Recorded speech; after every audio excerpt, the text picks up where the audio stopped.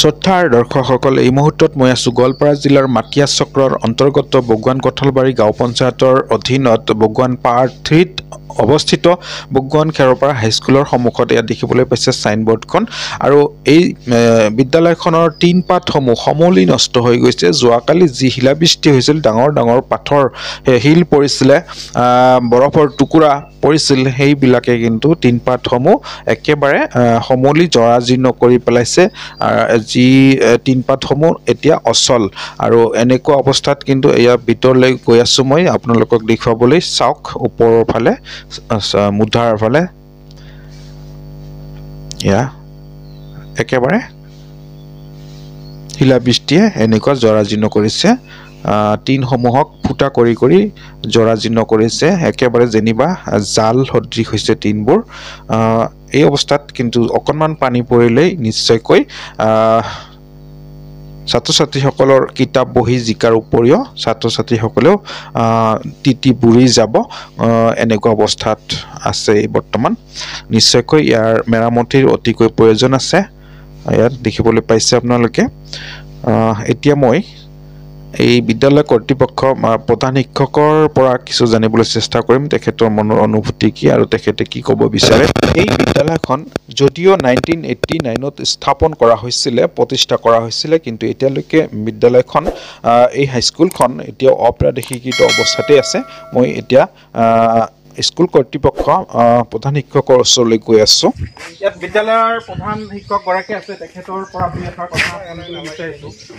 কওকচোন, আপোনাৰ বিদ্যালয়খনে কি অৱস্থা বৰ্তমান, কি চৰকাৰক কি ক'ব, কি আবেদন কৰিব? আমাৰ বিদ্যালয়খন বগুৱান খেৰপাৰা হাইস্কুল। আমাৰ বিদ্যালয়খন যোৱা ৰাতি আমাৰ ধুমুহা বতাহৰ লগত ডাঙৰ ডাঙৰ শিল পৰি আমাৰ স্কুলৰ গোটেই টিনখিনি ভাঙি ফুটি গৈছে। গতিকে আমাৰ চৰকাৰৰ ওচৰত হৃদয় কাটত কৰক, যাতে আমাৰ এই স্কুলটোৰ ছাত্ৰ ছাত্ৰীৰ হকে স্কুলটোৰ টিমখিনি আমাক অলপ সহায় কৰিলে নিশ্চয় এই অঞ্চলৰ ছাত্ৰ ছাত্ৰী এটা উপকৃত হ'ব। এয়ে মোৰ চৰকাৰৰ ওপৰত বিনম্ৰ অনুৰোধ। হয়, নিশ্চয়কৈ এই বিদ্যালয়খনৰ যি টিন পাতসমূহ নষ্ট হৈছে, সমূলি জৰাজীৰ্ণ হৈছে, সেই জৰাজীৰ্ণ টিন পাতসমূহ কিন্তু অতি শীঘ্ৰেই পৰিৱৰ্তন অৰ্থাৎ নতুনকৈ লগোৱাৰ প্ৰয়োজন আছে। কিয়নো যিহেতুকে শ্ৰেণীসমূহ নিয়মিতভাৱে এতিয়া অতি শীঘ্ৰেই আৰম্ভ হ'বলৈ গৈ আছে। গতিকে ছাত্ৰ ছাত্ৰীসকলৰ প্ৰতি দৃষ্টি ৰাখি এই অঞ্চলৰ দুখীয়া দৰিদ্ৰ পৰিয়ালৰ ছাত্ৰ ছাত্ৰীসকল কিন্তু ইয়াত আহে অধ্যয়ন কৰিবলৈ।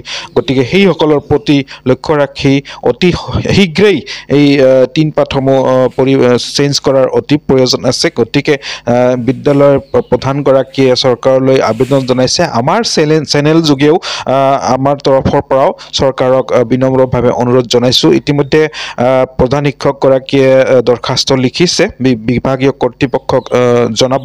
হয়, নিশ্চয়কৈ অসম ৰাজ্যিক দুৰ্যোগ ব্যৱস্থাপনা এটা শাখা আছে। এই শাখাৰ তৰফৰ পৰা জিলা আয়ুক্ত অথবা চক্ৰ বিষয়াই অকণমান গুৰুত্ব সহকাৰে ল'লে নিশ্চয়কৈ এই যি অভাৱ, যি পৰিস্থিতি হৈছে বিদ্যালয়খনৰ, তাৎক্ষণিকভাৱে এটা ব্যৱস্থা কৰিলে নিশ্চয়কৈ এই অঞ্চলৰ দুখীয়া দৰিদ্ৰ পৰিয়ালৰ ছাত্ৰ ছাত্ৰীসকলৰ পাঠদান বা শিকনৰ ক্ষেত্ৰত নিশ্চয়কৈ উপকাৰ হ'ব আৰু সকাহ পাব এই অঞ্চলৰ ৰাইজ।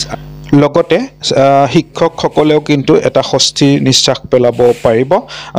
গতিকে পুনৰ আকৌ এবাৰ আমাৰ চেনেল যোগে বিভাগীয় কৰ্তৃপক্ষক বিশেষভাৱে আবেদন জনালোঁ, বিনম্ৰ অনুৰোধ জনালোঁ যাতে অতি সোনকালেই তাৎক্ষণিকভাৱে এটা বিহিত ব্যৱস্থা কৰে। ধন্যবাদ। জয় অসম।